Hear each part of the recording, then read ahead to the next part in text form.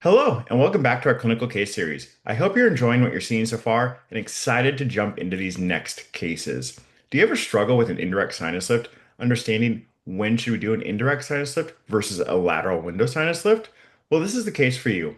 So today's lecture topic will be talking about an indirect sinus lift with simultaneous implant placing using X navigation guided implant surgery. So sit back, relax, and enjoy this quick clinical case study that highlights some important features in the technologies that I use within my office at Arcadia Perio.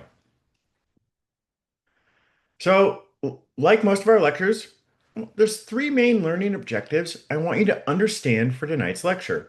One, I want you to be able to describe the indications, contraindications, and anatomical considerations for using dynamic X-guided navigation in conjunction with an indirect sinus lift and simultaneous implant placement. I want you to be able to demonstrate the step-by-step execution of an indirect sinus lift using X navigation, including access preparation, membrane elevation, graft placement, and navigated implant insertion into the prosthetically driven position.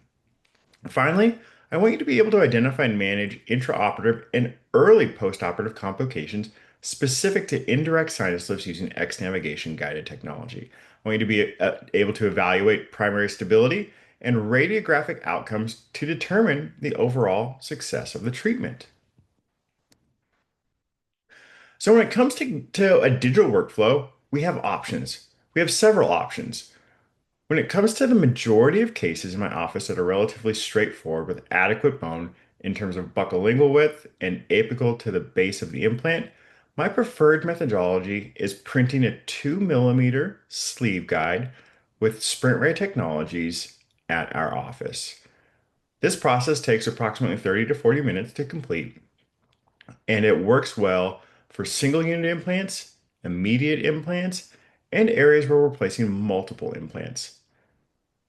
When it comes across areas where vital structures are in close proximity to my drills or to the apex of the implant or to certain vital anatomical structures, I'm going to switch over and I'm going to use X navigation guided implant placement for a more predictable result, giving me more confidence and precision when I'm placing those implants. So let's dive into the workflow and decision-making process that I use at Arcadia Perio. Like I just said, when it comes to immediate implant placements, single unit edentulous sites, multiple unit edentulous sites, I prefer the 3D printed guide using SprintRay. I like the 2 millimeter sleeve guide. I find it easy to use. And again, you can use your regular 2 millimeter drill, you just won't have depth control. If you can bottom out that drill, you might be able to prep 6 to 7 millimeters into the bone. A good starting point for any implant placement. I like to switch over to X navigation placement again when vital structures are close by. It allows me to visualize the drill while the drill is being inserted into the osseous structure. This technology works really well for my all-on-X workflows. More on all-on-X workflows in later clinical case studies. Today, I want to highlight a single unit case using X navigation guided implant placement. So when it comes to a prosthetically driven treatment plan, I am using DTX Studio at our office for crown design. And what we're able to do is we're able to create a surgical plan, and I'm able to export the plan from DTX Studio into my X Guide. All of these ecosystems interact well with each other, and it makes for a seamless transition when I'm treatment planning from one treatment planning software to another. Everything is integrated and all these systems talk to one another. So here we are doing our crown design again in DTX Studio.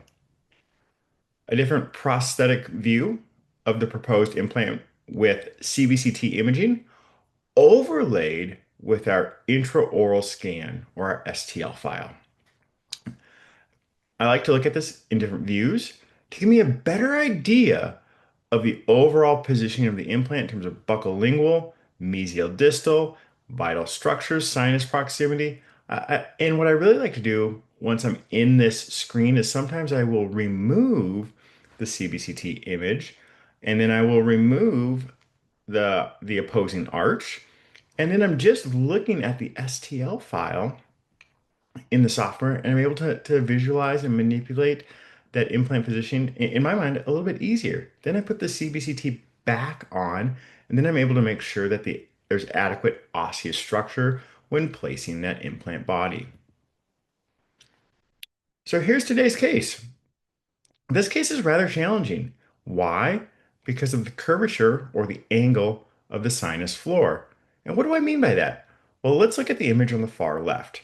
I'm going to highlight some certain things on this image in terms of why these cases are a little bit more challenging as compared to when the sinus floor is flat. So when we're drilling, let's say we're going to drill to a depth of 7.8 millimeters. I'm going to draw a horizontal line. So now consider the infracture, where I have to lift the the apical bone in a more apical position. Well, I have to infracture that with an osteotome. Well, look at the amount of residual bone on the distal aspect. There's really not much, maybe a millimeter or half a millimeter. Now let's look at the bone on the mesial aspect. I have a lot more bone to get to the sinus floor. So sometimes I will incrementally infracture this area, but sometimes it takes a little bit more force to infracture this because of the amount of residual bone on the mesial portion of that osteotomy. These cases are a little bit more challenging and a little bit more technique sensitive. So when you're evaluating whether or not you're going to do an indirect sinus lift, look at the curvature of the sinus floor. If this is a case that's going to be new to you, or this is a new treatment modality that you're going to offer in your office, make sure that sinus floor is flat. It'll make for a lot easier infracture and a more predictable infracture when it comes to doing your indirect sinus lift. The implant site proposed here is a 3.75 Nobel parallel by 11.5 with a tie ultra surface. So let's look at this case. So we have site number 13, adequate space, good thick tissue, a little bit of localized recession on tooth number 14 that we can coronally reposition if we want to, but a relatively straightforward implant where we're going to place. Again, in terms of our buccal lingual width, adequate osseous structure. So remember, we're going to want to line this up right across the central groove, and we want to keep our implant distance about 1.5 millimeters from vital structures. So the proposed implant site that we're going to want is going to be right in this area. Remember, when I'm placing an implant on the maxilla, I want my handpiece to be pointed at the buccal cusp of the mandibular teeth. We want to make sure that we're in a prosthetically driven treatment plan. So now I really want to highlight the X navigation technology. So on your far right is going to be our CBCT imaging with our STL files. In the middle, you're going to see my hand probe. You're going to see that probe moving in real time. And on the far left, we're going to highlight some marks. So we're trying to overlay and match all these files together. You can see on the bottom screen, there's a clip that's anchored to the teeth, and this helps reference the bone to the handpiece to the light above. And you can see here a certain depth that we want to have in terms of our distance away from the light. So we have two options when it comes to X navigation. I can take my CBCT with this clip in place, or I can take my CBCT after. I can insert the clip, and then I can mark individual teeth with their X mark technology.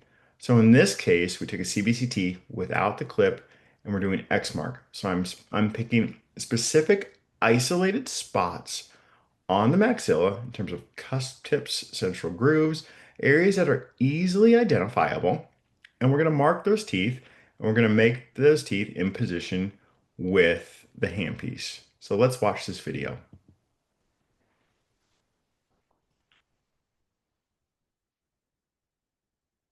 So I've picked point one on the cuspid.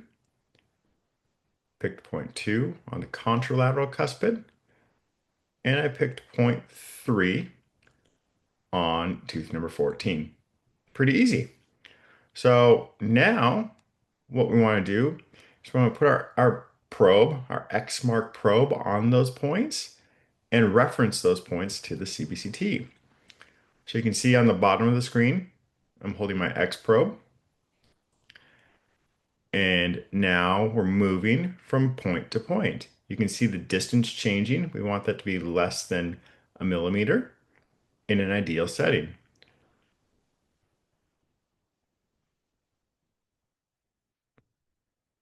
So there we are. All 3 points are marked.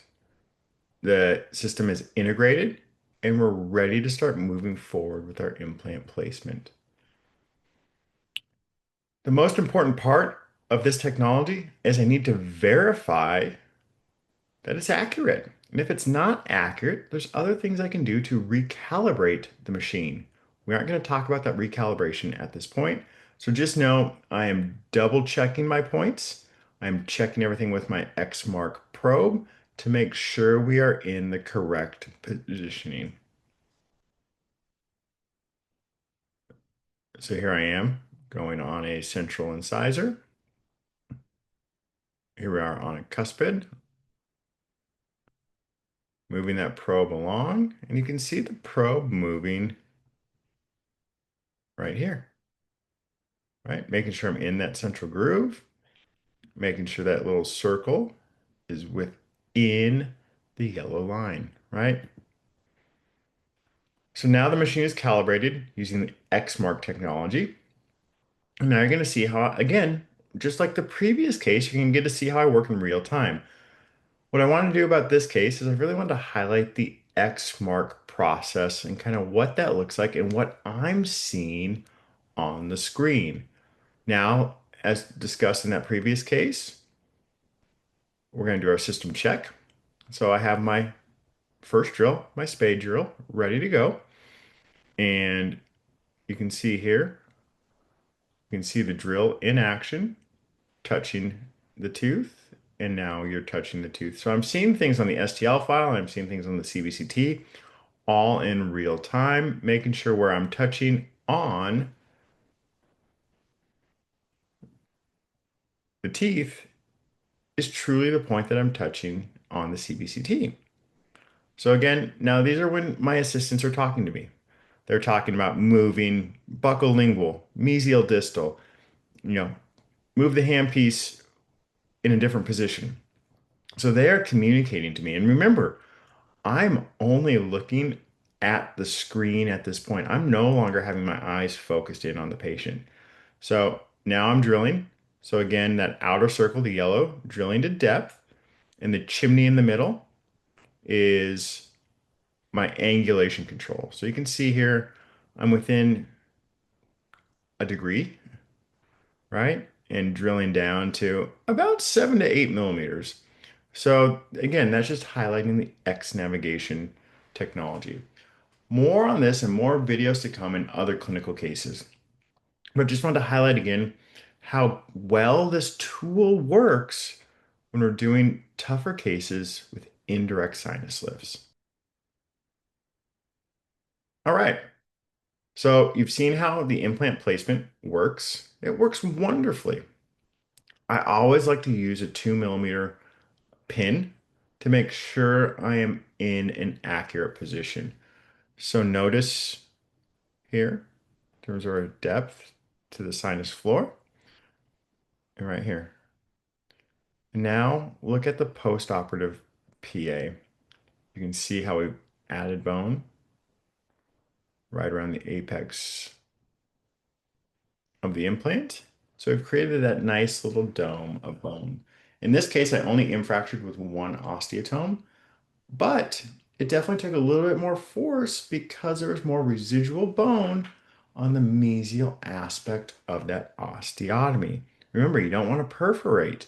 If you perforate, then you may have to do a lateral window. You may have to put a membrane in before placing your bone graft. A lot of different things you can do if complications arise. So you're better off to err on the side of caution and drill short.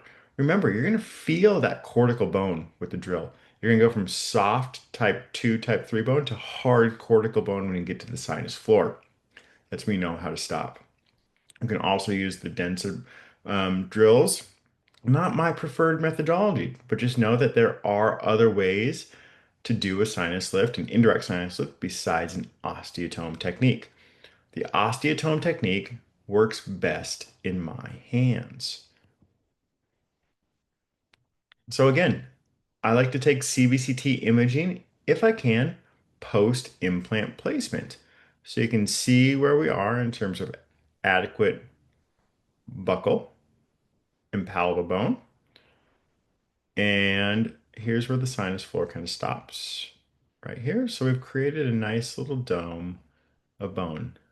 Again, just kind of looking at things in different directions. There's that sinus floor, and there is that nice sinus lift. So I like to look at this in a bunch of different views to make sure there was no membrane perforations. Again, just looking at this CBCT from different views. I want to make sure I'm in a good position. I want to make sure I'm providing the best quality placement that I can. And that comes from verifying and checking myself post implant placement, especially if I'm adding bone or I am in close proximity to the IAN. All things I want to do to make sure I am providing the best possible treatment for our patients at Arcadia Perio. So here we are, sutured up like we had talked about before. Let's draw a line straight across and look at our spacing mesial distally. Almost equal, almost perfect. Smack dab in the middle of where we want to be. So all of our implants should be done with this precision and accuracy. If they aren't, we need to find better ways to provide these services for our patients. So again, thank you for joining tonight's lecture. I hope you've enjoyed this quick tutorial on X navigation technology. Again, highlighting a little bit more about the X mark. We'll talk more about other ways in which I use the X navigation technology in my office and other clinical cases. But I hope you're able to describe the indications and contraindications for the considerations of an indirect sinus lift. And again, when we're talking about residual bone height, about 5 to 7 millimeters is the perfect amount of bone to do an indirect sinus lift. Anything less than that, I would be considering a lateral window.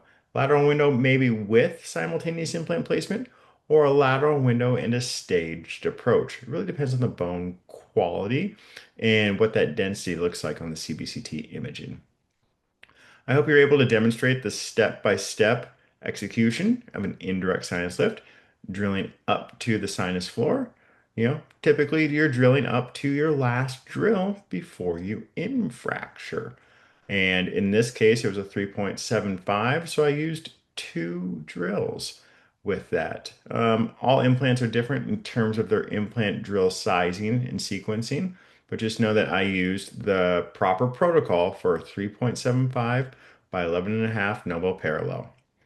The bone grafting used in this case was mineralized cortical. I want something hard and dense, something that's going to hold up well and that's going to have a slower bone resorption rate as compared to some sort of cancellous type graft. And again, when we're looking at this, I hope you're able to see that dome of bone. That's how we know we got a good clinical result with that indirect sinus lift. Being able to identify and manage intraoperative and early postoperative complications. When you take that CBCT, sometimes you'll see that bone kind of scattered into the sinus. That's how you know you've had a sinus perforation. So sometimes you may have to go back in, remove the implant, redo the sinus lift, all different things that we'll talk about in other clinical cases. But just know this one was relatively straightforward, but the curvature of the sinus made it a little bit more challenging. So again, if you're going to start jumping into indirect sinus lifts, look for that flat sinus floor. It'll make your life a lot easier to infracture and lift that sinus floor up. Thank you for joining tonight's lecture. Remember to take that 3-question quiz at the end of the lecture here and get that CE credit emailed to you. Looking forward to seeing you again. Thanks so much.